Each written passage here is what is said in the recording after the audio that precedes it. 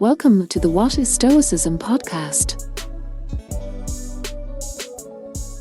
In today's episode, I talked to Dr. Gregory Sadler, someone whose work I've been following for quite a few years now.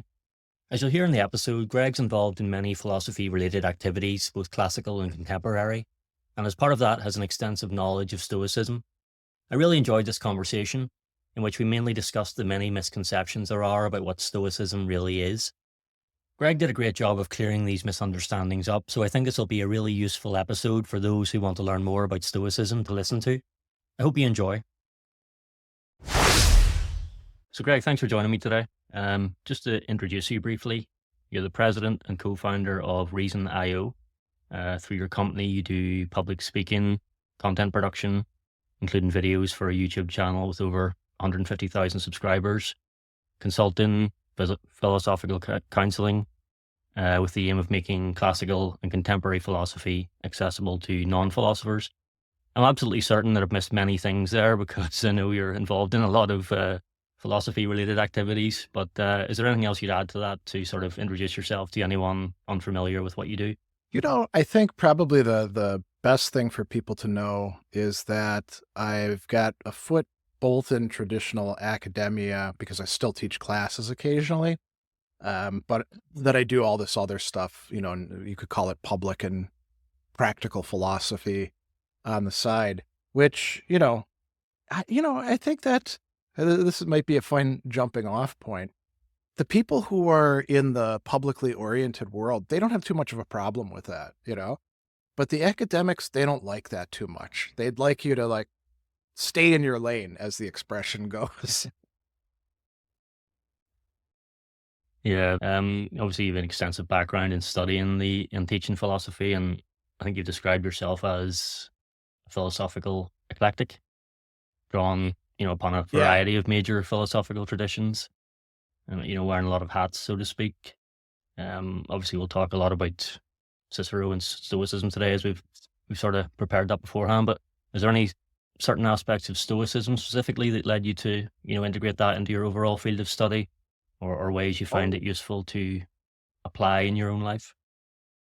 Yeah, I mean, I haven't thought about that for quite a while. I like a lot of students, I got a little smattering of Stoicism in ancient philosophy classes, but back then it wasn't quite so popular to talk well about the Stoics or Epicureans or skeptics or any of these non-Plato, non-Aristotle philosophers. So all we read was Marcus Aurelius and Epictetus's Enchiridion. And I thought, it's, interesting stuff. And I was into being a tough guy at the time. So I didn't like all the virtue talk and the God talk, but I did like the emphasis on resilience and that sort of thing. And then when I was in grad school, I was very, very interested in how the will worked and how we shape our character. And I came across Epictetus's not Enchiridion, the Discourses, in a used bookstore. And, as you often do in a used bookstore, you pause and you read through things because they won't kick you out. They're not like the new bookstores who are like, buy something or get the hell out of here. And so I was reading through the Discourses. I'm like, oh, this is really good stuff, So I bought the book and took it home and started getting into Epictetus. And I think I still didn't have any solid conception of what Stoicism was at that time. But a few years later in graduate school, and it was through Aristotle, I was very interested in the topic of anger. And it was in part because I was so prone to anger problems that I was kind of an a-hole to people. And a lot of people were calling me on that. And I could see that it was going to be a personal problem and a professional problem. So I started looking for resources that could help me understand it. And I suppose as somebody who was interested in professional philosophy, I was like, well, I should find it in philosophy. Because these therapy people, these psychologists don't seem to be helping me all that much. They tell me things I've already heard. And so, then I realized the Stoics had a lot to say about it. First Epictetus, and then I found out Seneca had a whole book on it. And then I was kind of off to the races, and I was like, "Yeah, this is good stuff." And I started incorporating, as I was teaching, I started incorporating Stoic texts into my classes, and my students liked it quite a bit as well. So that kind of launched me into it and made me want to take on things that I thought were useful. But I've never been like a team X person. I've gone through phases, as I think many young people studying philosophy do, where, oh, love Nietzsche, I'm a Nietzschean, or you love Sartre or Wittgenstein or whoever. But I outgrew that because I came to realize that none of them had all of the stuff I was looking for. And, sometimes, this group has something that's better than this group, and you actually see them in the history of philosophy. The better schools and thinkers will appropriate what's useful from somebody else. So, you look at Seneca. Seneca is a prime example within Stoicism of doing that, but a lot of people don't realize that Epictetus is doing that too.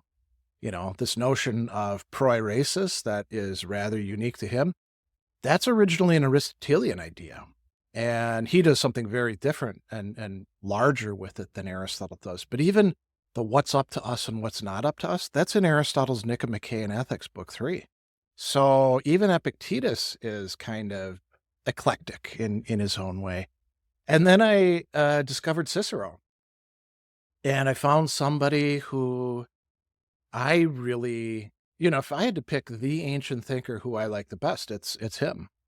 In part because he's got this grand project that maybe we'll talk about in a bit, and he's studied with good representatives of the Platonists, the Aristotelians, the skeptics, the Epicureans, the Stoics, and he'll say, well, let's put these into dialogue and see what we like. And on some things, he really, really likes the skeptics. On other things, he really, really likes the Stoics and the Aristotelians as well. And he's willing to call them on that. He'll create a character and have them present something, and then he'll say, well, wait a second. Here's what you left out, buddy. And I really like that approach. I think if he were around today, he probably would have engaged, say, the existentialists or, dialectical philosophy or others. But he was working with what he had at the time. So I actually call myself a Ciceronian eclectic. Not that I, follow neatly in his footsteps, but I like his overall approach. And so I think, for me, if I had to say, like, what are the top 5? Well, Stoicism would be in there because there's so much good and useful stuff. But, I also like Aristotle and the Aristotelians and Plato and the Platonists and the existentialists and some others as well. So, I mean, what about you though? I mean, you've got this whole, what is Stoicism thing. And, you obviously know the Stoics quite well, and you see them engaging sometimes polemically, sometimes, what would you call it, in a more friendly way towards other philosophers. What's your take on it? Yeah, my thing being slightly kind of obsessive character is, discovering something and then deciding this is what I need to focus on completely. And, diving into Stoicism to the exclusion of everything else. But now I'm sort of become a lot more open-minded as to wanting to discover more information about other philosophies. And you'll know a lot more about Cicero than I do, obviously. But I've read, his On Duties and Stoic Yeah. Paradoxes, and I can see how valuable that is, even to Stoics to have his information, even though he wasn't a Stoic himself. But as you say, I've also seen sort of the influences of other philosophies on the original Stoics. Yeah. Obviously they're huge fans of Socrates and, as far back as that. So that's sort of prompted me to look further into Socrates, Plato's writings. I would like to look into Aristotle. My thing too is that, I'm not trying to convert people into Stoics or, try to say that this is the only thing you should be thinking of. It's Yeah. just to give people more information to make their own decisions, really. And, if you want to draw from a number of different sources, then I think that's probably a healthier approach, and it's a more balanced one too. I think that's quite interesting. There are quite a few people out there who seem to be Stoic evangelists, right?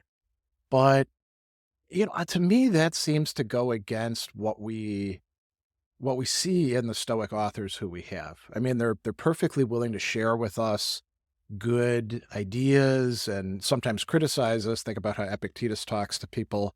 But they're not out there trying to like save souls for Stoic Jesus or something like that. Yeah.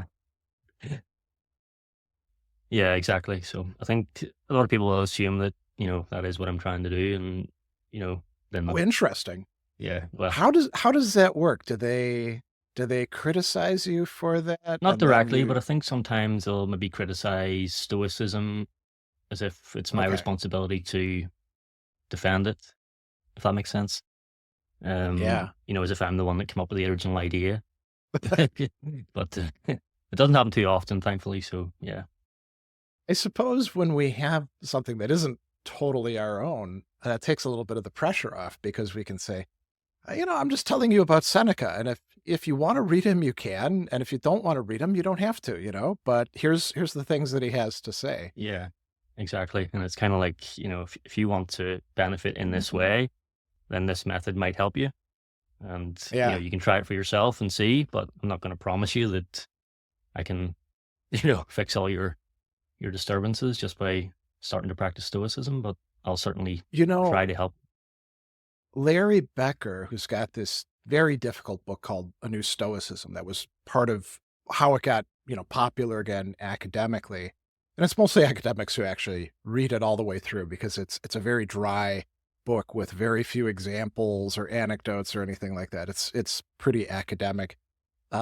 He has an interesting discussion early on where he's talking about Stoicism, like all these other ancient virtue ethics, is eudaimonistic. It's oriented towards living a better life. And he contrasts it against, he's using the sort of a almost Kantian language of hypothetical or categorical imperatives, and so it is telling us what we ought to do. So in this situation, do this. And then you can say, well, why the hell should I do that? Well, because don't you want to be happy? And don't you wanna, like, not, blow up and yell at your spouse or children or coworkers, or wouldn't you like to, actually enjoy yourself once in a while? And so some people would say, "Well, that's not a good motive, you're only doing it for happiness' sake." And, Becker says, "Listen, all you've got are hypothetical imperatives. Not everybody totally agrees on every single thing, and the fact that there's some weirdo off there who'd like to be miserable, that doesn't have to, like, figure into your ethical decision making or calculations. I like that approach because the idea in ethics that we have to like have something that fits everybody, and if there's any possible objections, it's no good. Um, that always struck me as kind of a weird thing to say, right? Yeah. And I'm not sure where it came from. I think Socrates maybe Plato said that his overall goal was to kind of be adaptable in situations as opposed to, dogmatic and sticking to Yeah. one line of thinking. But um you mentioned anger there previously. Just one Oh yeah. thing that the Stoics sort of say, or Seneca said, was that anger is never justifiable in any circumstances. It's not. It doesn't serve any purpose. That's something you came to agree with when you were looking into it. I've never completely gone full stoic in that respect. Nah, I think I do see some small role for useful anger. So this is actually a good thing to think about. Seneca, he brings up a lot of what would you call them? Like arguments for anger or cases for anger that I guess people, including Aristotelians, were making at the time. So is it useful? Is it necessary? Does it provide us with the like energy or impetus that we need to get things done to resist injustice, for example? Is it natural? Is it noble? Is it like an extension of courage? He's like considering all these things. And I would agree with him. Like, when he says anything that you can do with anger, you can do probably more effectively with practical reason. I think he's right about that.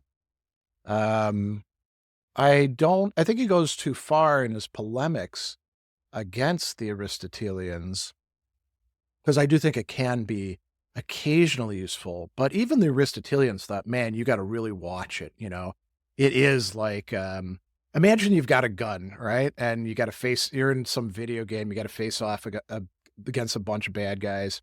And the gun is kind of a crappy gun. It'll blow up in your hand randomly, or, the bullets that you shoot will, go astray and hit some bystander, or sometimes the gun will just turn around and shoot you in the face. Would you want that gun? I mean, it's if you don't have anything better, right? Maybe Mm. that's the weapon you choose. But as soon as you've got a gun that actually shoots straight, take that, and that would be proper practical reason guided by the virtues, that sort of thing. But yeah, Epictetus also has a lot of great stuff to say about anger, and so does Marcus. And reading Epictetus, I read Epictetus before I read Seneca on anger, and he had this passage where he's talking about our habit of giving into anger, and it was something that really resonated with me. He talks about it. He's a metaphor of, when you've been whipped, you have a scar there, right? And your scar can heal up. And, I've got tons of scars all over my body from being careless and being stupid. And I'm sure you probably do as well.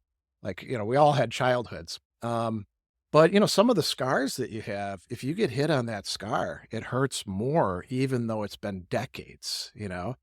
And so he talks about, you've built up this bad habit with respect to anger. Now, when you give into it again, it's like being whipped on that scar. It's not just going to, cut you or something like that. It's going to damage you even more. And I think he's quite right about that. So we have to be, if we're going to embrace anger at all, and I think some people probably do need to in order to heal. Like, let's say you had a childhood where you weren't allowed to be angry, and people were bad to you and traumatized you and abused you. Maybe you do need to bring that anger up to the surface so that you can actually learn how to deal with it properly. But you don't want to then say, now I found my secret weapon that handles all the problems in my life. So, Yeah, it's a case yeah, of feeding the habit then and yeah. exacerbating it potentially. So just before we get into the main theme of the conversation, I just wanted to sort of share a funny interaction I had with Benny Vonken, who was a Okay. podcast guest a few weeks ago, and it kind of relates to what we'll go on to talk about. But we actually discovered that we'd had similar interactions with you on Twitter, where you'd corrected inaccurate quotes that we'd shared. I think, Oh, I think yeah. mine was a few years ago, I think, and it was per translation of a Marcus Aurelius quote that I'd taken I think from, that one, if I remember right, it was from Farnsworth's book, right? yeah, it was. And that one, so that's it. I think we can differentiate different kinds of fake quotes, like stuff that's totally made up, and the person couldn't possibly have said it, like Socrates saying, "Kill your mother," "Burn your father," right? That's clearly not going to be right. Yeah, A mistranslation is a bit different, right? yeah.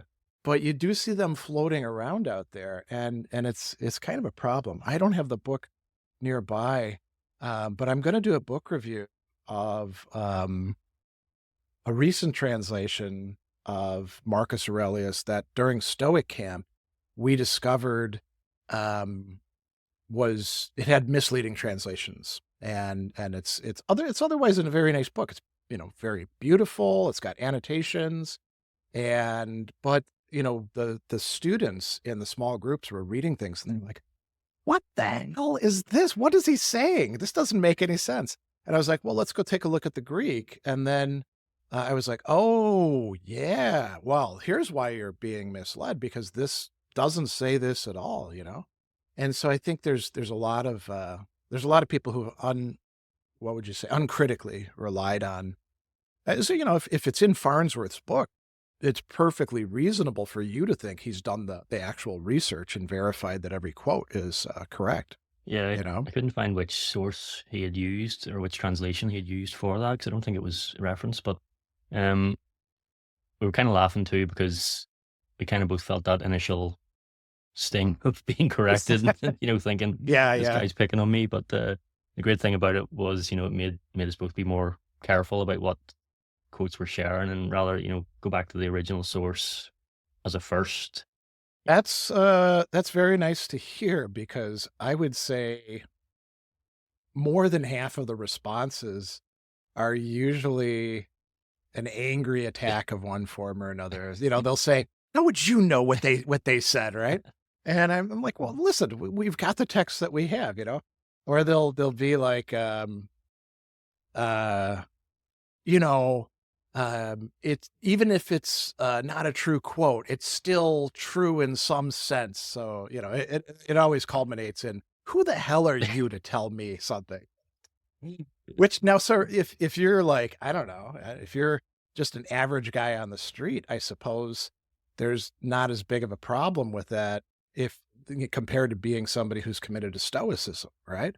Because if you double down and you're like, it's a true quote even though it's false, I don't know about that. That seems to go against the virtue of wisdom, right? Or Yeah, justice. yeah. Um, yeah, it kind of leads into maybe one of the things we'll talk about is like Stoicism is actually, or people believe that Stoicism is actually nothing more than just a series of quotes. Is that Oh, is that something you see evidence of, or I probably see that less than you do. Um, because we move in somewhat different circles. And I also block super aggressively in social media. So if somebody were to say something like that, I'd probably block them and not engage with them much further because there's not going to be a productive conversation. So you're sort of on the front line getting that sort of thing more than I am. But I think, yeah, there's probably a lot of that out there. And it probably, there's probably a similar thing to like Buddhism or people doing yoga where there's a large community of people who are into it, but they haven't actually gotten into it in a serious way. And people really do love quotes, man. I don't know what it is about. I mean, I don't know how old you are, but I'm sure you're younger than I am. But you probably still remember, like, the desk calendars where people would give them to you as a Christmas present or something, and they'd have, like, here's a thought a day, and you, like, lift it up and you look at it, and it's some inspirational quote by, I don't know, Gandhi or Martin Luther King or something like that, and you're like, "Oh, that's a great idea. That's wonderful," you know? Um, the question I think people would have to ask is, well, why would you want to just stick with that and not, start connecting these things up together, you know? But I suppose if most of how you've learned any philosophy, any intentional way of life is a bunch of like slogans or sound bites, you're going to be in trouble when you start getting more serious and systematic about it because you don't understand how they fit together, you know? And then probably you get pissed off. You're like, "Oh, what's wrong with these guys?" You know, this guy's telling me one thing and then over here he's telling me something totally different, right? I mean, what is your experience with it? I'm curious to hear more about that. I don't think I've ever seen anyone explicitly say they believe that, Stoicism is a series of quotes, but I suppose you do see examples of people sharing quotes and maybe that's all they Yeah. do, and then sort of claim to be a Stoic or, you know, say they're following Stoicism, which they're not really if they're just considering a quote for 5 minutes a day and, saying that's a good idea and then not thinking about it Yeah. again, probably. So, yeah, yeah, there's a difference between, like, as you say, reading a little bit about something and then actually going on to try and practice it or integrate the practical aspect of it in your life. So, yeah, it's maybe just a case of people not having the information or not enough information at hand to know what to do next after, reading a quote that resonates with them.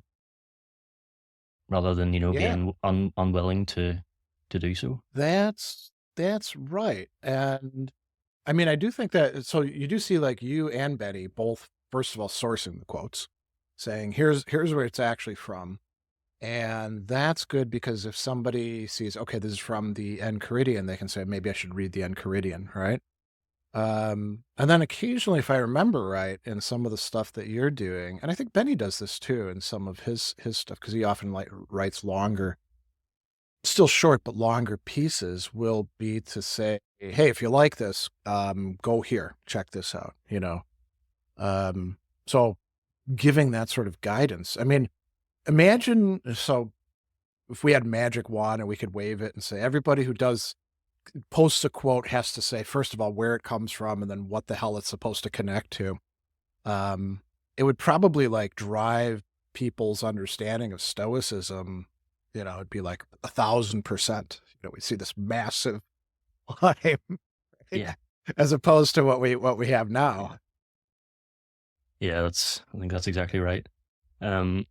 So just to get on to the idea we come up with of what to discuss really, we thought it'd be useful to talk about misconceptions about Stoicism, because obviously we touched on it already, and there are a lot of them. But and to Yeah. start with, Cicero too.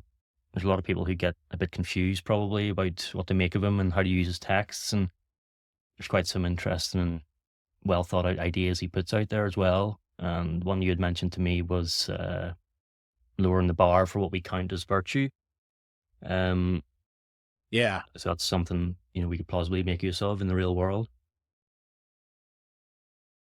Where would you like to start then? Um, well, we also have the just one you had mentioned about his portrayal of Cato in uh, De Finibus. Is that right? Yeah, in book 3. I started reading that actually when Yeah. you mentioned it, and it's quite funny that he just encounters him randomly in a library. I think, and this is a recent idea that I've had, and I think that this is very, very much a minority view, that he's using Cato essentially as a prop.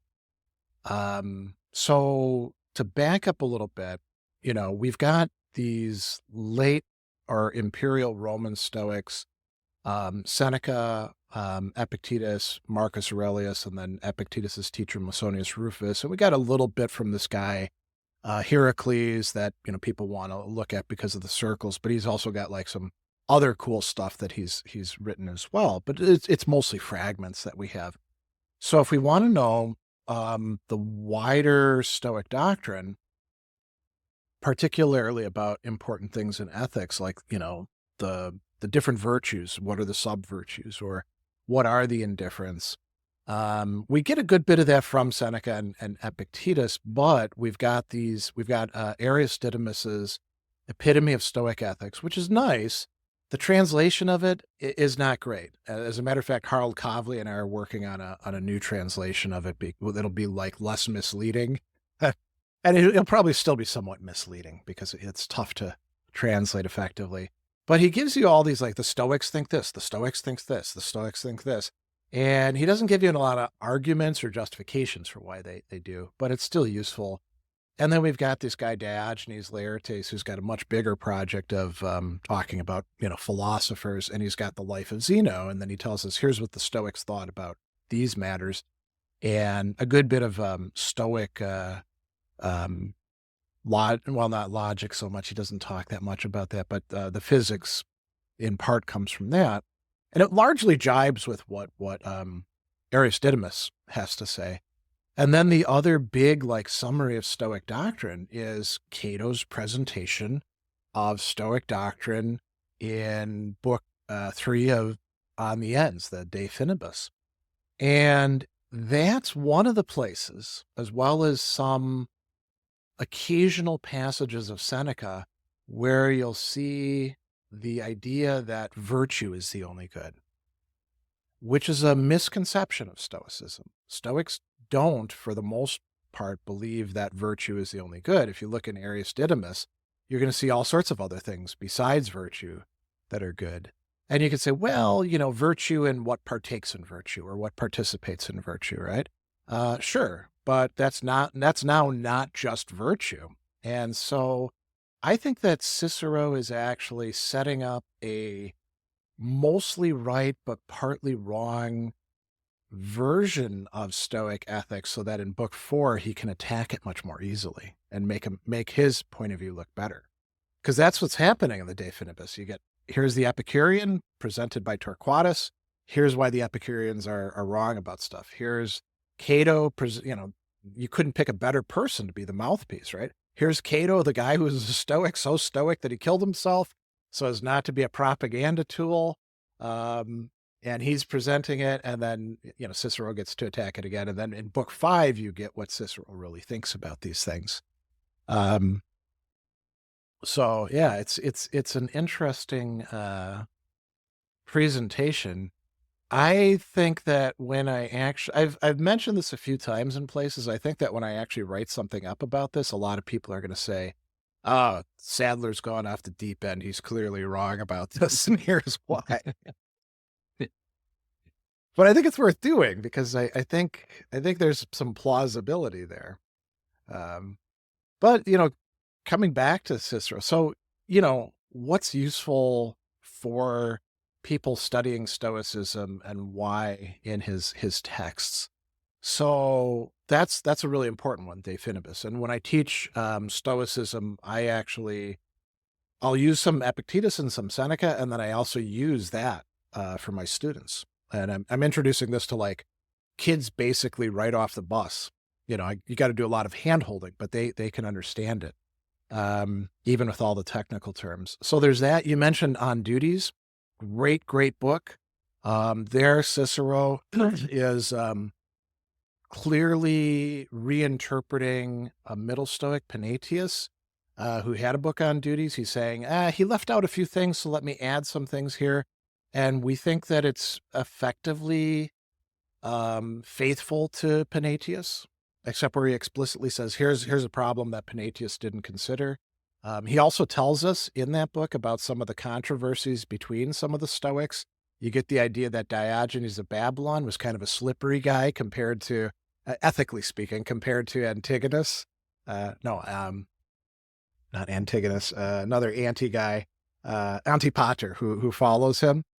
So that's a really important book. I would say also for people who want to know more about Stoicism, you mentioned the Stoic paradoxes, and those are good to check out. But the Tusculan Disputations, particularly book 3 and book 4, we get a lot of discussion of not just the Stoic theory of the emotions, but also of the virtues in there and the sub-virtues. And Cicero is helping us understand better what these look like for the Stoics. If you want something that's kind of anti-Stoic, but at least tells you what they thought, there's On Divination. The Stoics did believe that, the gods knew the future and they would help us out with that because they're not crappy, mean, vengeful gods. They actually care about us human beings. And then Cicero attacks that. And then there's On Fate, which unfortunately is kind of a fragmentary work, but it presents some of Chrysippus's ideas about how freedom and determinism can work together. And so, why should Stoics, people interested in Stoicism, read these? Because they're filling in a lot of gaps that otherwise would be left open. And because Cicero's not mean-spirited. So you could contrast him with like a couple other thinkers like Sextus Empiricus. We learn some things about the Stoics from him, but the whole goal of Sextus Empiricus is to say why everybody except the skeptics are wrong, or Plutarch, who has, that the Stoics speak more paradoxically than the poets, and on Stoic self-contradictions, kind of a more hostile interlocutor, right? So we can learn some things, but we're never quite sure whether the Stoics really did think the things that are being attributed to him. But with Cicero, we can say, yeah, okay, this seems right, And I think it's also nice to read Cicero for his own sake, because he's also going to, introduce you to ideas coming from these other schools as well that he thinks are valuable. I will actually mention one other criticism he has of the Stoics, which I think is probably earned at the time, but then somebody like Seneca comes along and shows that it doesn't have to be the case. So the the Aristotelians were much better at rhetoric than the Stoics were. And by rhetoric, we mean persuasive communication, not just tricking people, but being able to, have a good product and sell your product. So in the Stoic paradoxes, the reason he writes the work is he's like, you Stoics are great at like ethics, but you present your stuff in ways that most people just can't follow and they're not going to buy into. You give them syllogisms, right? I mean, when's the last time that you or me have actually like set up a syllogism to figure out what we ought to do? I mean, that's not what most people do, right? Not even practicing philosophers, right? So he's like, I'm going to show you how it's done. We'll take some of your key assertions, like, the honestum, the morally valuable is the only true good. Let me show you how this works. And he says the Aristotelians have really got a march on you in this respect. So he's saying, here's how you could do it better, And then Seneca comes along, and Seneca is a master of rhetoric, you know. So yeah.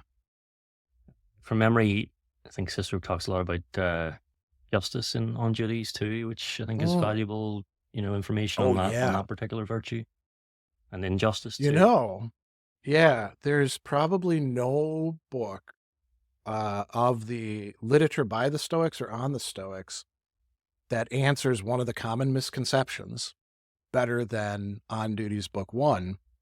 People, they look and they see, wisdom, justice, temperance, courage, and they're like, okay, those are all good things. But where is kindness? Where's compassion? Where's, things that are being left out? And the answer is, well, the Stoics thought that each one of these cardinal virtues included anywhere from 4 to 7 sub virtues. And so Cicero will say that whether you want to call it uh, benevolence or affection, caritas, or kindness, benignitas. It's one half of the virtue of justice. You got, like strict justice, the stuff that we're used to thinking about, like keeping your promises, apportioning goods properly, that sort of thing. And then you got this whole other field of like being good to people.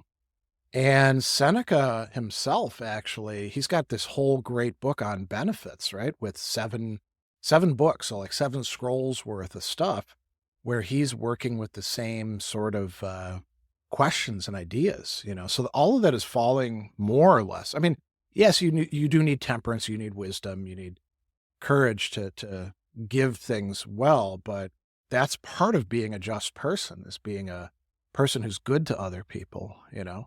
And so I think a lot of people, understandably, because, are Stoics out there portraying that well, hammering on that point? Probably not. That's probably one that we need to get out there and get in front of and say, listen, there's a reason why we're actually like, think about like the Stoic Week of Service that the Stoic Fellowship promotes. Why the hell would a Stoic do that? They don't care about other people. Well, caring about other people is part of being a just person. Yeah, that's what I get kind of self-conscious when I'm talking about the virtue of justice when I'm writing about it, because I'm sort of unsure about how people are going to interpret that word.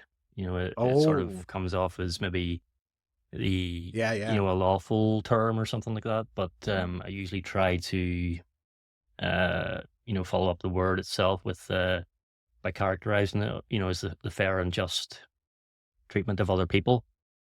Yeah. Just to kind of expand I on wonder, that word.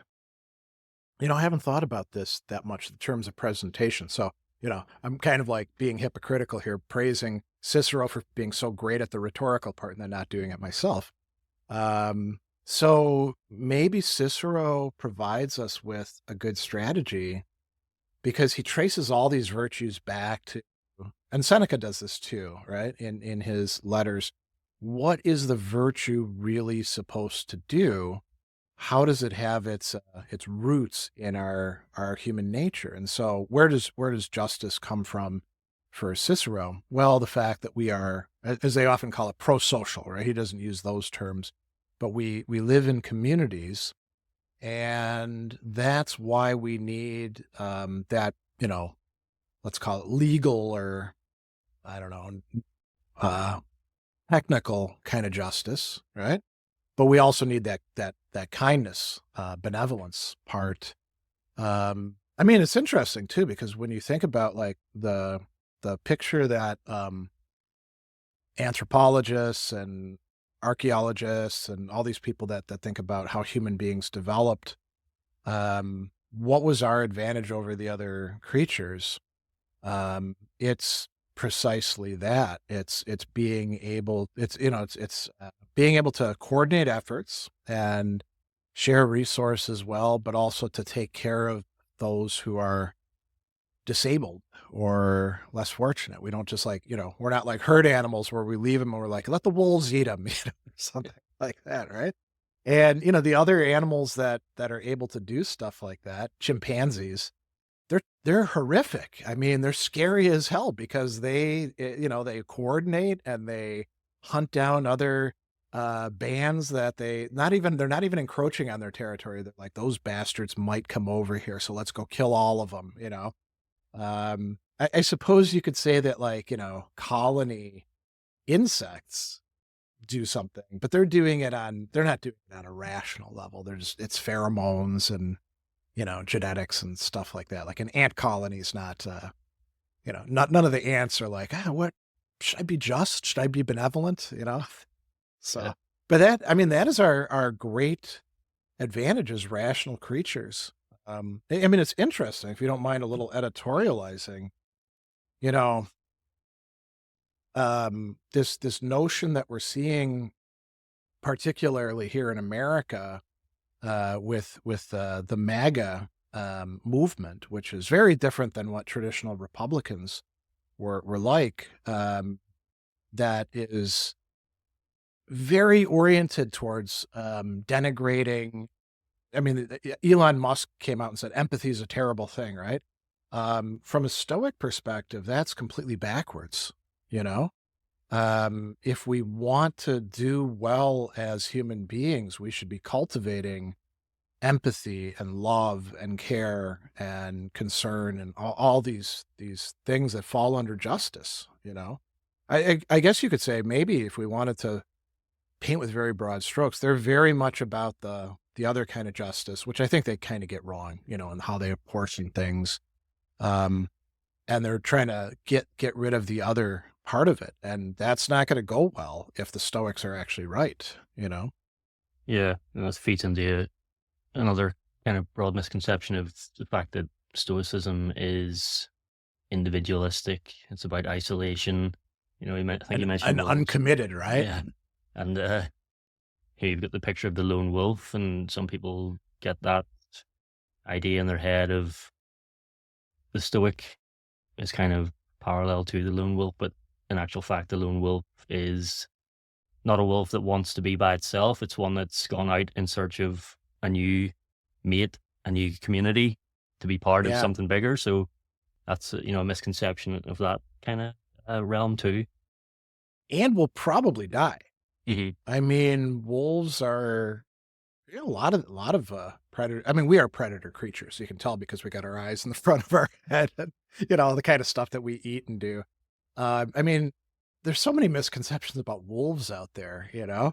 A lone wolf is one of the most vulnerable things there is, and it's got to suck for it emotionally. I bet they're not these tough lowercase s stoic beings. They're probably like, this sucks, man.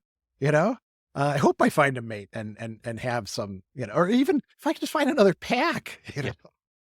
And then you got the whole like crazy, alpha, beta, all these Greek letters thing that people buy into, not realizing that this is like coming out of wolves who are living in a totally artificial circumstance. It doesn't reflect nature at all. And that may be part of the way to go with it, is to say, listen, human nature according to the Stoics, is social nature. And if you want to try to be on your own, hey, go do that, but you're stunting yourself. And it doesn't mean like keep your head down and don't ever say anything about bad stuff happening in your society, because I mean that's why Stoics got themselves killed, because they called out rulers and sometimes even like engaged in conspiracies against them, unsuccessfully most of the time. I think that may be one of the places where, this is pure conjecture. Somebody like Donald Robertson could probably tell you much better about this, because he's a proper historian, I would say, even though he doesn't have a degree in history. Like the Stoic conspiracy against Nero. I think they probably would have been more successful were they not as high-minded as they were. But then they might not have been conspirators. Yeah. And was there ever evidence that Seneca was involved in that? Or, I mean, the It evidence is looks like he wasn't, Mhm. and it also looks like his nephew wasn't either. But when something bad happens, we cast a wide net. Here in America, you may have heard this story before. Here in America, people don't know much about non-Christian religions. And so right after 9/11, there were a lot of Sikhs who got beat up on the streets. And, if you know anything about the history of the Sikhs, not only are they not Muslim, but I mean, part of an integral part of their faith was like, for the first 400 years, was struggling against oppression from Muslims. So if there's anybody you shouldn't be going around and beating up after some ostensibly Muslim hijackers, carry out 9/11, it's those guys. But, they got swept up in the anti-Muslim sentiment, unfortunately. Yeah, and just sort of going back to what you're saying about, or what we're saying about community and, isolation and things. Yeah. There's an idea that I really like from Kurt Vonnegut. He said everyone should be seeking to be part of an extended family. You should be trying to Mm. create as big a family as you possibly can, and the quality of the people doesn't matter. There can be more ones as long as you have, enough people to Oh, reciprocally support.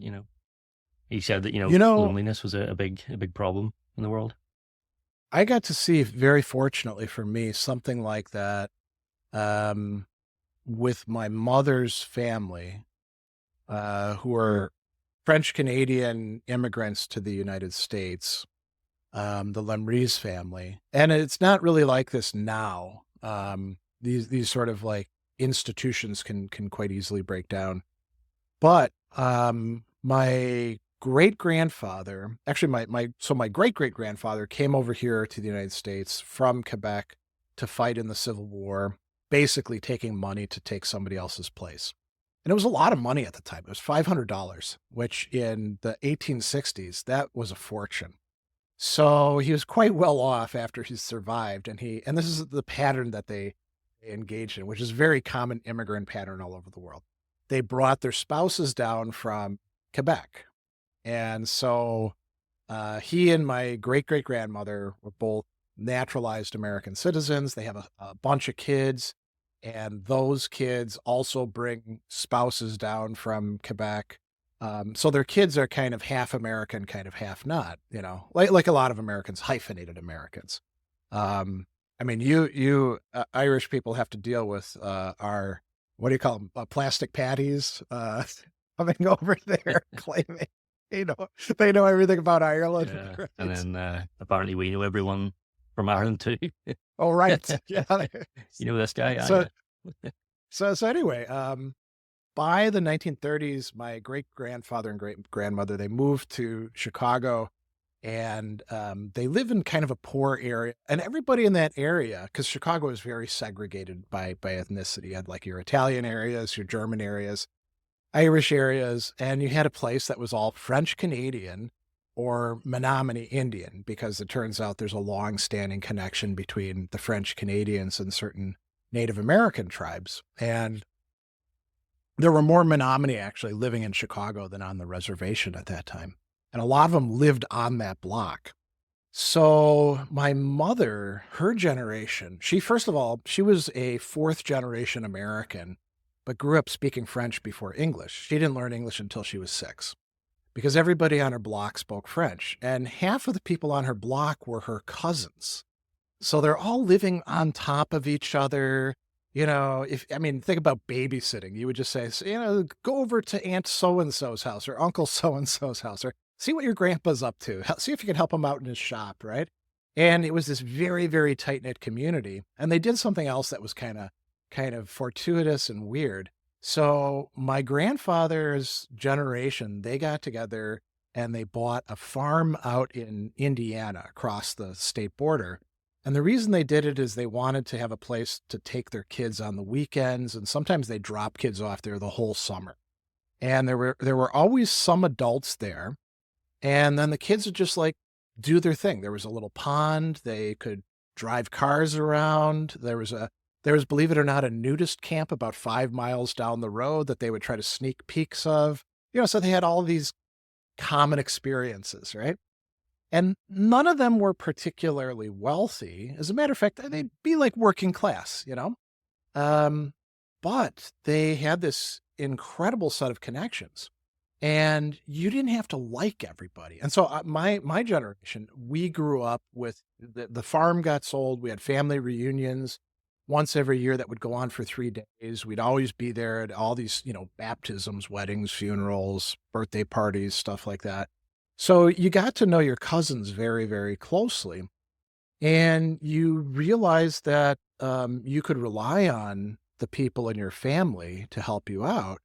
And even if you didn't like somebody, that was perfectly fine because you had 200 other people you could talk to, you know? So, and if you had a beef with somebody, you didn't even have to approach them. You could just people would ask, what's with you and so? Let's see if we can work this out, And so that was I was super fortunate to grow up with that. Very few Americans have anything remotely like that. I mean, ethnographically, it's a clan structure, and that really was good for me, especially as the kind of kid I was. And I think it would be wonderful for people to have that. And I don't want to go too far down memory lane, but I'll tell you one other thing about this. So, I mentioned these family reunions. People would bring their boyfriends or girlfriends to the family reunion. And there were basically 2 kinds of responses that people would have because the family is very welcoming, but it's also, if you're not used to that sort of thing, it could be a little overwhelming, right? This is cousin so-and-so, and they're all asking you about your business and, they're here, have a drink, try this out over here. So some people are like, "Oh my God, this is amazing. This is awesome. This is exactly what I wish I would have had, or I had this and I lost it. And now I know where I can be." And other people were like, "Oh man, you people are a cult. This is awful. This is crazy. I don't want to be anywhere around you." And of course they wouldn't be there the next time, because part of being a long-term Lemreese person meant being stuck with that family. And some people aren't suited for that. But, I kind of, what would a Stoic cosmopolis be if we actually had something like that? I think it'd probably be along those kind of lines. Everybody knows everybody. You can go next door and get some, help, or you're feeling down. You got somebody to talk to, So it's cool that Vonnegut was saying we need that sort of thing as well. It's kind of funny how you described the, I think around the lake and things like that. And I've read quite a bit about Vonnegut's life, and what they had, I think, was an area in Cape Cod somewhere where, his siblings and aunts and uncles, and they all owned cabins around a lake, I think it was. And it's Okay. exactly how you described, they would go to one uncle's house, get bored, and, down the way would be an auntie's house, or, so many family members that they could just turn to. If they didn't get on with one, they could hang out with another. So very similar to what you described there. Yeah, and also having that intergenerational thing. there's so many lessons that we need to learn from older people that have figured things out, not in a very structured way. We're like, today's, now it's the time for lesson number one or something like that. But that really helps, being without that. I mean, where do people go? Well, that's why we think about the crisis of masculinity and why people are into things like Andrew Tate. Well, because there's a lot of young men who aren't getting very helpful guidance from, family members or, I don't know, guys in the neighborhood or stuff like that who would say, wow, that's not how you treat women. What are you doing there, buddy? Yeah, that's So, another misconception of Stoicism we could probably move on to, is that it's masculine, or yeah, yeah. I mean, you just have to look you know, on YouTube or search YouTube for Stoicism, and you'll see all these weird videos coming up of use Stoicism to increase your masculinity, and the thumbnail will be some muscle-bound philosopher, AI generated image or something like that. yeah, I really, I don't know if this is probably just me, but when I see that sort of stuff, it's a huge turnoff for me to see these depictions of philosophers as like these hulks, essentially. It's weird. You're like, what is that about? I mean, we know that Plato was a wrestler, but look at old athletes, right? By the time that they're 40, they're usually fat and their knees are bad and their back, stuff like that, right? But yeah, so the masculinity thing. I mean, there are a few places where Seneca will use language where he actually says like this behavior is effeminate or stuff like that. But I think in a lot of those cases, that's the culture, and we're smart if we go past that. Just like we don't say, yeah, Aristotle is totally about slavery because he has this defense of natural slavery, which is very restricted, by the way, in Politics, Book One. It turns out there's very few natural slaves and very few natural masters, according to the uh, good reading of the text. My wife, Andy, she was invited to this online panel about Stoicism and women. And I think like the guiding question was like, is Stoicism good for women? And her answer was, well, yeah, because women are people. Stoicism is good for people per se. It's not just about being, like the feminine, a female equivalent to the dude or something like that, right? It's good for women because women can draw just as many benefits from it as men can. It's a tougher sell to women precisely because of all those non-stoic dudes out there who are claiming that this is stoicism. And so, they see guys like this talking about, here's my reading of Marcus Aurelius, and they're like, well, I don't want anything to do with that then. So, so it's kind of a self-generating problem, right? What's it like over there, over in Europe when it comes to this? Is this like something that you think is worse for Americans maybe because we're really unbalanced, you know? Uh, especially when it comes to like figuring out sexuality. What do you think? In terms of Stoicism, like, and what I'm Yeah. doing, I get quite a lot of emails and messages from women who are interested in Stoicism, and which Oh, is interesting. Um, Quite a lot of the people that respond to my writing and things like that have been women recently, so it seems to be something that's probably increasing in popularity in that way, and maybe it's because of, I don't know, how I'm presenting it, or um, maybe it's appealing as a more, I don't know, gentler um, kind of attitude towards it, as opposed to yeah. what you would see if you were searching it and coming up with things that aren't actually stoicism, but are presenting themselves as masculine and coming across probably as overly harsh and you know limited to males. So Yeah, yeah. yeah, hopefully I'm doing a good job of actually presenting in a way that's going to be appealing to all sorts of people. Yeah, I wonder like I'm 54, so I've got like maybe another 30, if I'm very lucky, 40 years to go. And I always like thinking about like, well, what are things going to be like 20 years from now?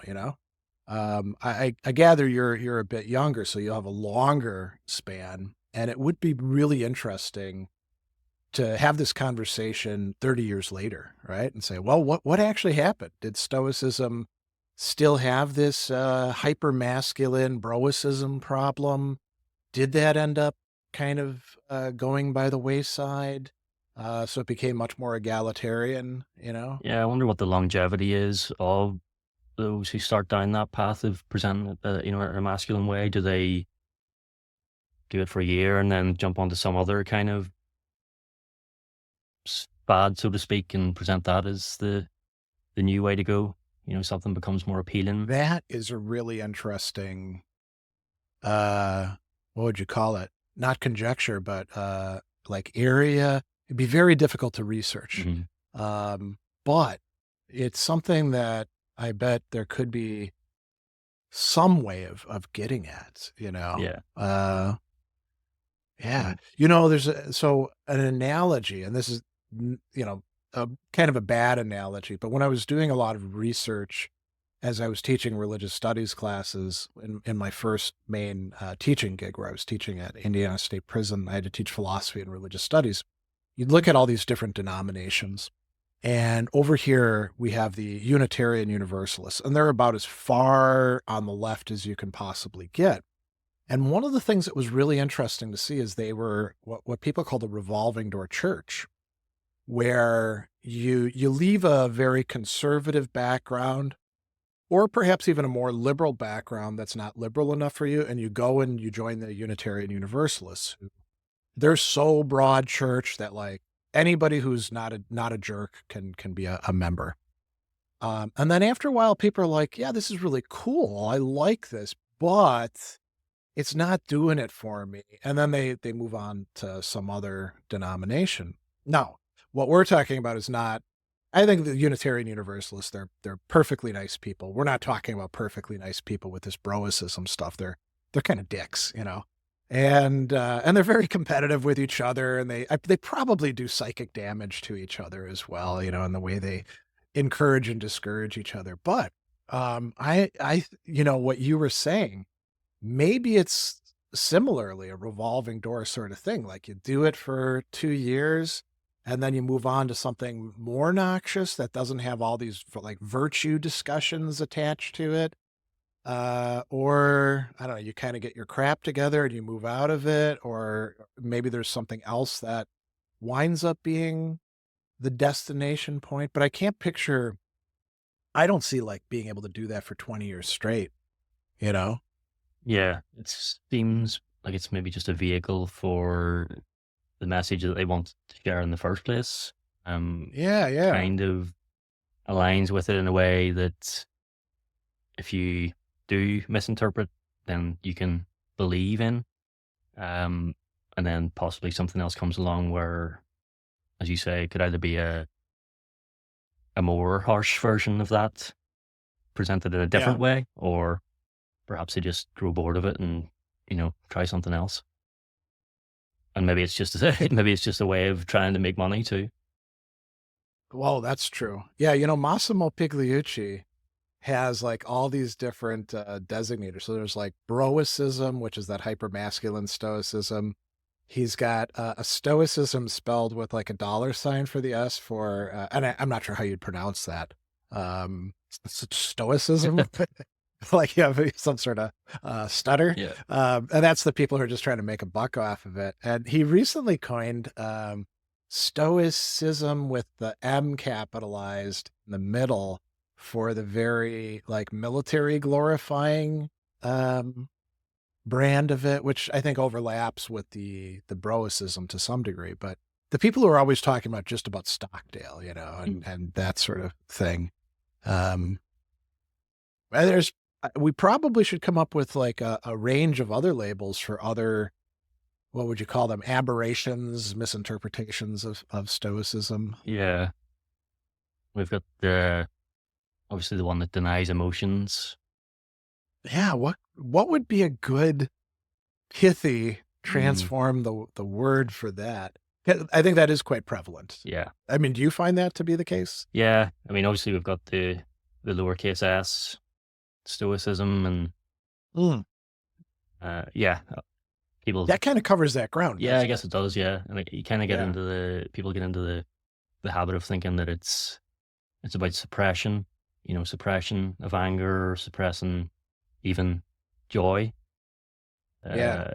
Uh, you exist in some sort of state of flatness, like a never too high, never too low sort of thing. Yeah. Yeah. Which takes some explanation to try to clear that up. I think and it's something that What do seems to you think? persist.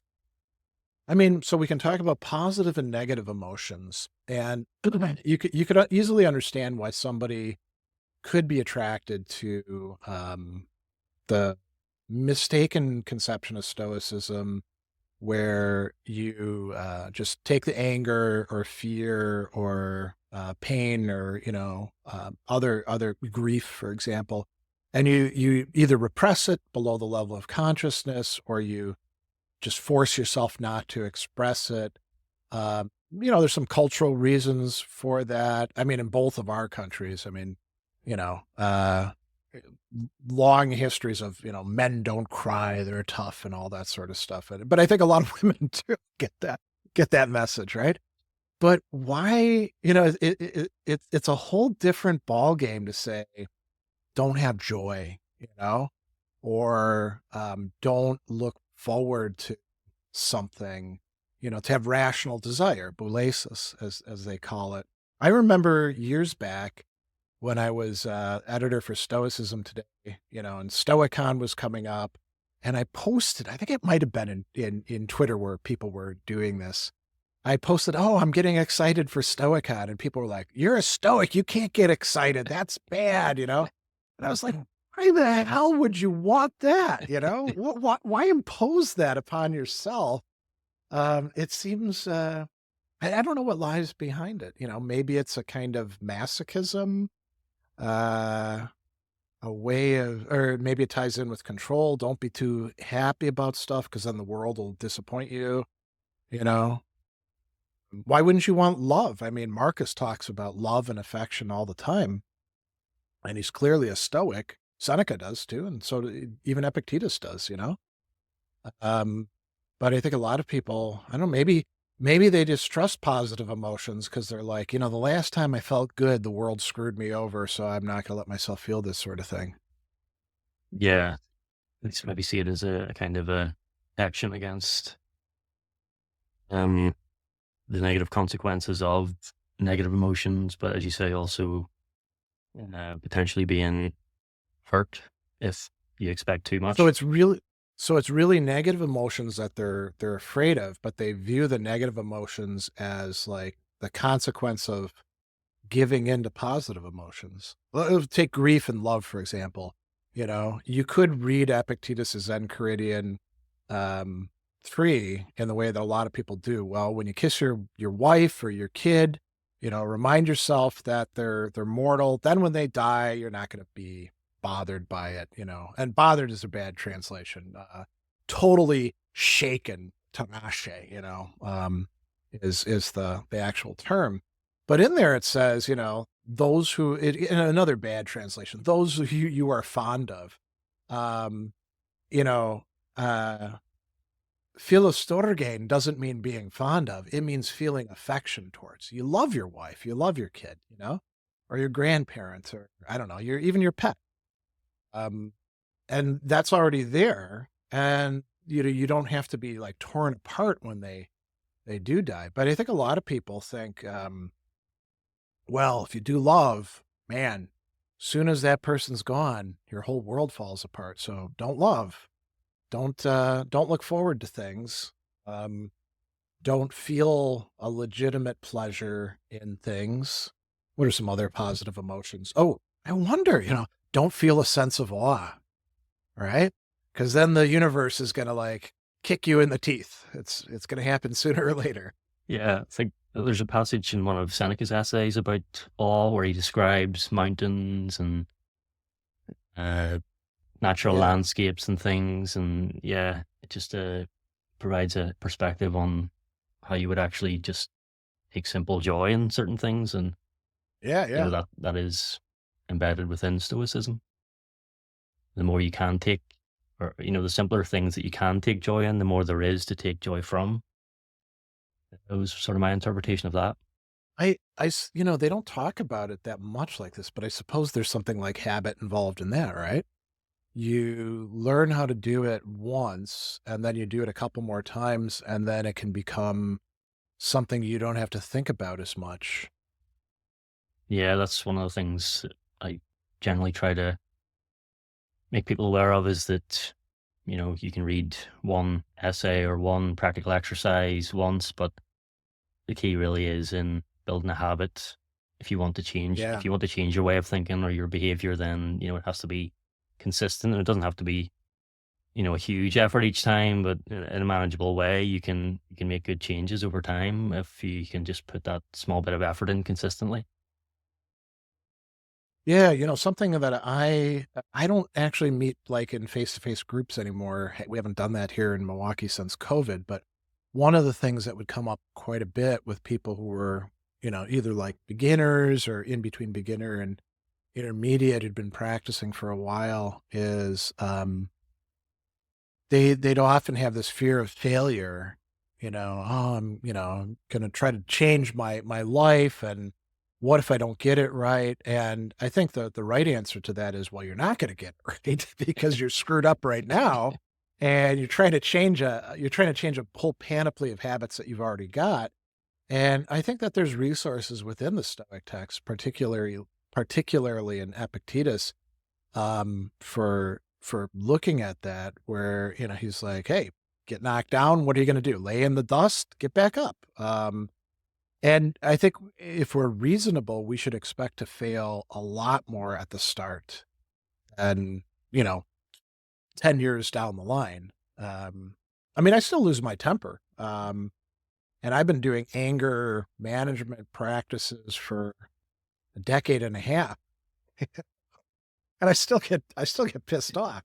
But it's a hell of a lot less frequent, and I recover from it a lot quicker, you know, than I did in the past. And there's a certain joy that comes, and maybe you've had similar things there. So there's a certain joy when you realize that you're better off after you've been doing something for a while, and you're like, wow, this would have really ruined my day, or I would have lost it and blown up at this person and probably ruined the relationship. And I didn't do it.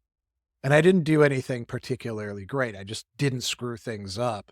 But man, does it feel good to know that I cannot screw things up. Do you have anything like that on your side? Yeah, I mean, I've got two young nephews, and one's 4 and one's 1. So, getting used to just being patient with them. And, Yeah. the first time they open the drawer and you close it and then they open it again, and you're like trying to see it from their side of what's going through their mind. You're not deliberately trying to antagonize me, and that Yeah. kind of empathy, I think, is probably come a lot from studying Stoicism and trying to Oh, put interesting. myself in, other people's shoes. Yeah. And from a lot of stuff that Marcus Aurelius says about, we're kin, or, we can't be angry at someone else Oh, who, yeah. uh, we're all human, no one's perfect, and I can't get angry with someone who is making a mistake that I will potentially make or have made many times before. And something I always think too is that, people get angry at kids, and I say, oh, I hate kids and hate being around kids, but they forget that they were once a kid. It's like they say there was like a different Yeah. species or something, so yeah, a lot of just patience and, empathy, I think, is how I've really improved in that way. Yeah. Kids are a very interesting challenge, aren't they? Uh, I mean, they're little human beings, Yeah. and man, do they take a lot of work. That whole period from like 2 years old to 4 years old. just one of the things you're doing is trying to keep them from killing themselves. Mhm. And they're not suicidal. They just, they want to explore the environment because, we're primates and that's what they do. And they have no idea of consequences. And, they'll see the mouse trap and they'll stick their finger in there just to see what'll happen. And going for a walk too in nature or something. You kind of have to be wary of them wanting to explore things. It's like, Oh, okay, yeah. we're on a walk, we're trying to get somewhere and get back, but that isn't the main goal of what we're doing. We're also trying to spend time together, and if they want to stop to examine a flower or something completely random, then why not just stop and do that rather than try to usher them on to continue the walk. It's not really about the distance you're traveling. It's more about them being able to enjoy the time. Yeah. I mean, it strikes me, you could say that even about even more structured activities. Like you think about parents who get too invested in their kids in sports, right? And they're competitive in ways that their kids aren't, and then they try to foist that on them. So, go and get that ball. Don't let him kick that, And they're yelling and something like spit's coming out of their mouth, and you're like, Jesus, just let the kids have some fun, you know? I mean, if you want them to actually continue to play, we call it soccer, you call it football. They're only going to do it for so long if you're constantly yelling at them from the sidelines. If you want them to actually enjoy the game, let them, just boot the ball around and not score any goals. Yeah, yeah. I heard some horror stories of parents on sidelines and getting involved in Yeah. fights and fights with the coaches, and it's just it takes it completely Yeah. away from the purpose of the kid being there just to play the sport. Academics and music are also here in the States, and it's understandable because, it's tougher to get into, like, the track. It's almost like the old Roman, cursus honorum that Cicero went through. First, you gotta do this thing and then this thing, and it sets you up for life, right? And there's so many people that, "My kids gotta get into a good, high school so that they can go to the, Ivy League college, but that means they have to go to the right middle school, which means they gotta go to the right elementary, which means they have to go to the right preschool." And the kid's only like 4 years old, and they're placing all of this pressure on them. I mean, I'm lucky that I had parents 'cause I was quite smart, I had good test scores, and they could have easily gotten into that sort of crap, but they kind of couldn't be bothered with that, and thank God, because, I'm sure I would have come out totally neurotic had they done that. Um but it's the pressure is incredible these days. But it's so bad for the kids. They don't learn how to properly enjoy themselves, you know? Yeah, it's that sense of perfectionism where everything has to be perfect, and if the kid makes mistakes and it's a disaster, and that sort of stoicism too, just what we're talking about. When you're making progress Yeah. and you're searching for perfection, then it's always going to be a losing battle because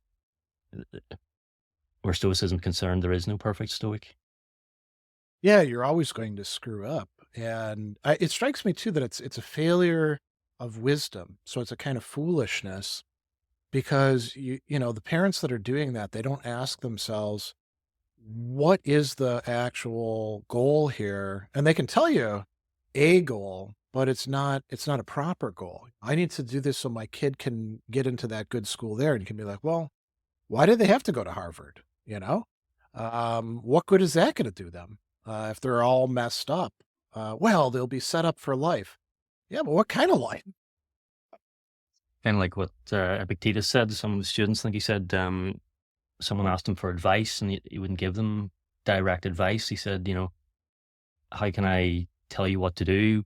Wouldn't you rather I gave you the tools to work it out for yourself? So it's more about being Yeah. adaptable in whatever situation you find yourself in rather than trying to be pushed into these specific, you know, common, commonly believed ideals of, That actually brings up a great, we're talking about misconceptions of Stoicism, and this kind of ties in with that.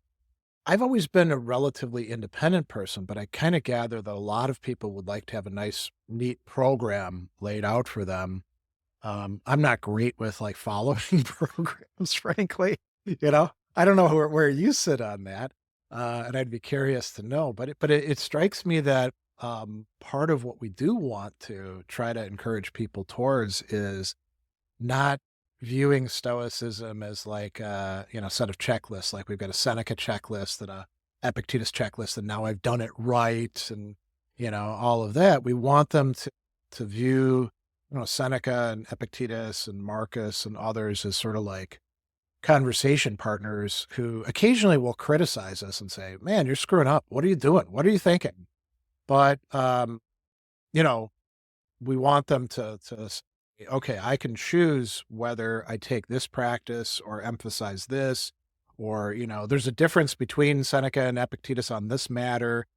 Take for example, Seneca says, "Hey, once you're angry, you're screwed, man. You can't reason with an angry person," and even he's not completely consistent about that. But Marcus and Epictetus very, very clearly think you can. It's just tough to do because they say you should reason with yourself about that. So which one is right? Um, it's up to you to choose who you think is right. So I'm curious. First, are you more independent? Or are you more? I need a program, and then do you think we want to wean people away from the program, or? I would say historically I've been more inclined to be, to need programs, set structures of study as to whatever I'm trying to learn. Want to learn something, the first thing I'd probably do is make a plan of, Okay. structured steps of progression and what I need to Nothing do. wrong with that, by the way, too. Yeah. We want to stress. Yeah. Um, so yeah, I think I have this kind of mindset of where I need to have things squared away. Um, One step gets completed, the next step gets completed, and so on. But as you say, I think weaning people away from that kind of thinking when it comes to Stoicism is probably useful in the sense that you're not gonna. There is no defined set of steps to become the Stoic Mm, master, so to speak, and it's better that people don't assume that there is. yeah. Now I'm wondering, because you used the word "I was inclined," right?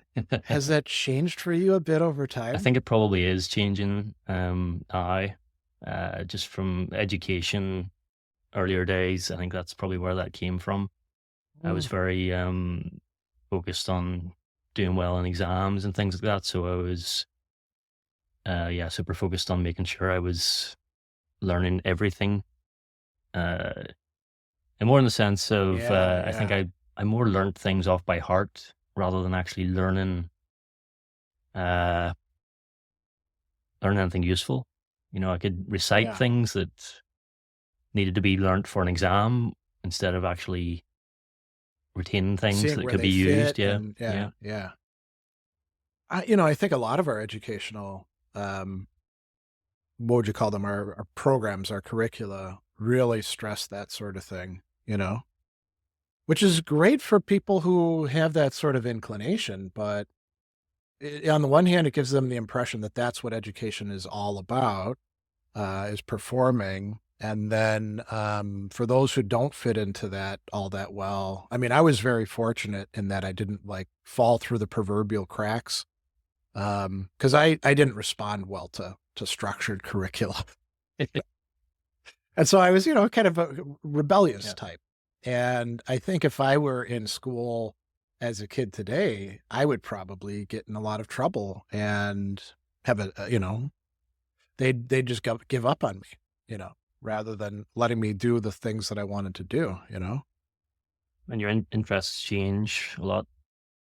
Mm, Since obviously your early days. I don't know about you, but I didn't have any inclination of philosophy when I was in school, or even for a few years after that either.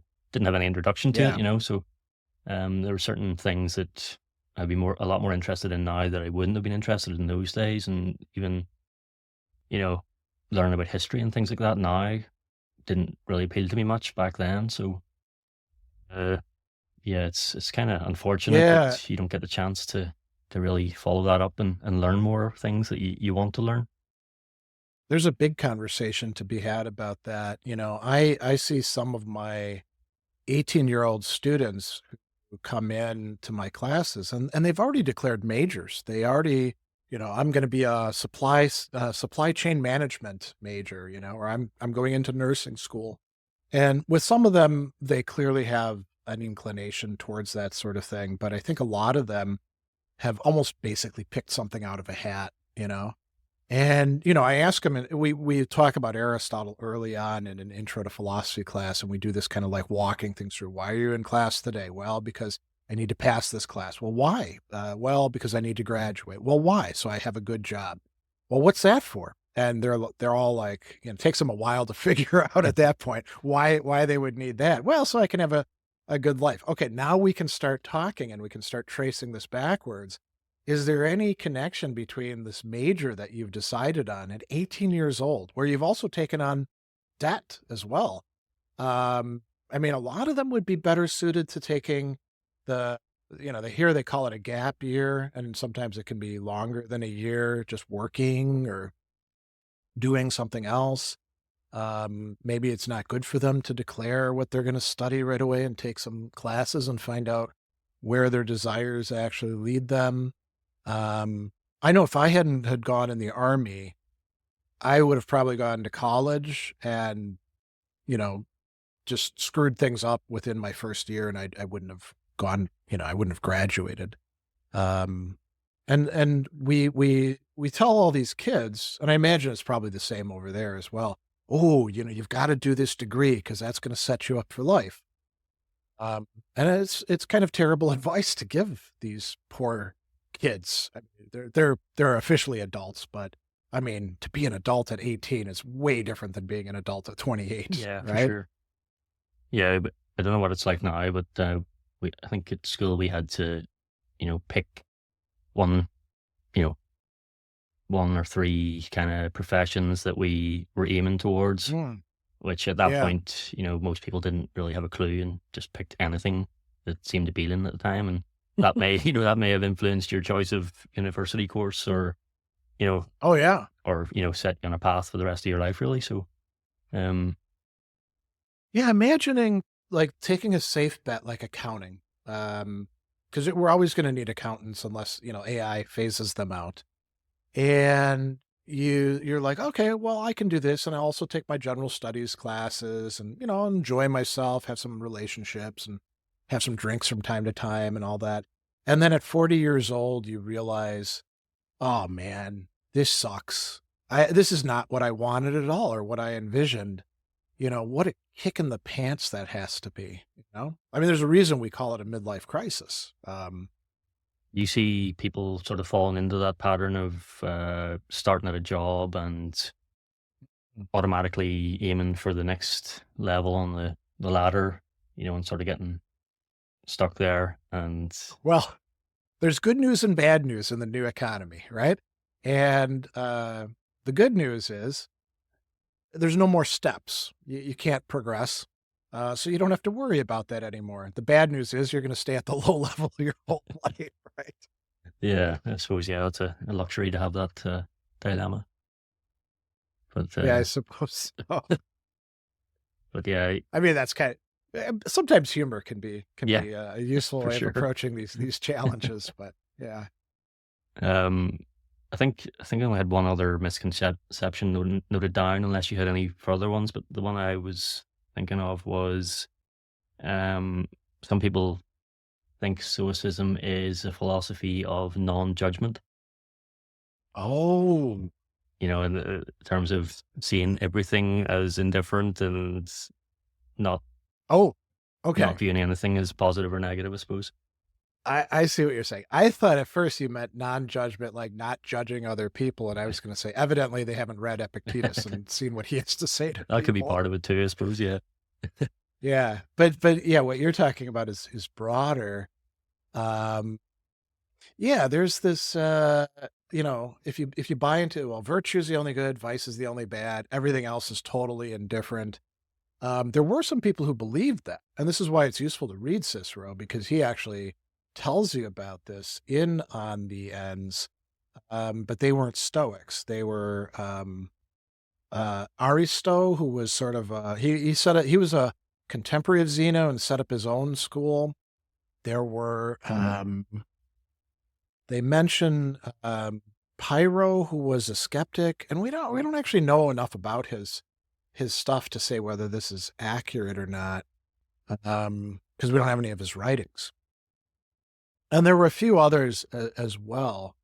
And Cicero has Cato say, well, that's wrong. The virtues really do bear on the indifference. Epictetus has like all these discussions of what they call chresis, or use. The use of indifferent things is not indifferent, and it is up to us. And so we need to like pay attention to it. So to take an example that comes up as a challenge when you're like introducing this to people.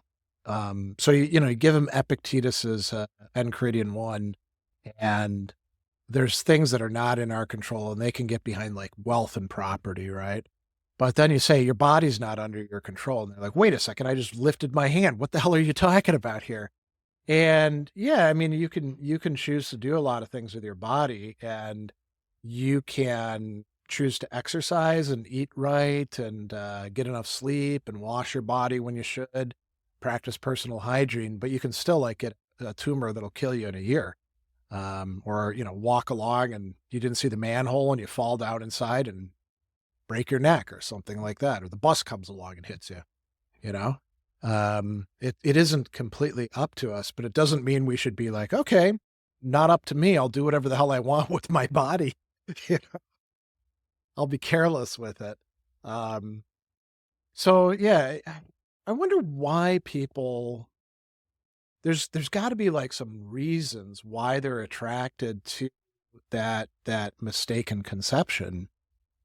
Like maybe they'd like to sort of like with the emotion thing, sort of like insulate themselves from a hostile world, Yeah, it's kind of an easier option, isn't it? Just to not judge anything. And there's a line from Marcus Aurelius, maybe adds to the Yeah. confusion of saying, remember, you don't have to have an opinion about this particular thing, and maybe people Yeah. apply that to everything then. That's a great one because for some of us who are more opinionated, and I include myself in there, um, a reminder like that is very helpful, right?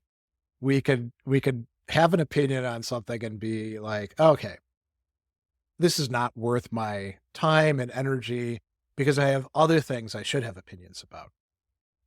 If you're somebody who already doesn't have a problem with not having opinions and maybe is at the other extreme, like they should actually have more opinions, that's a terrible line.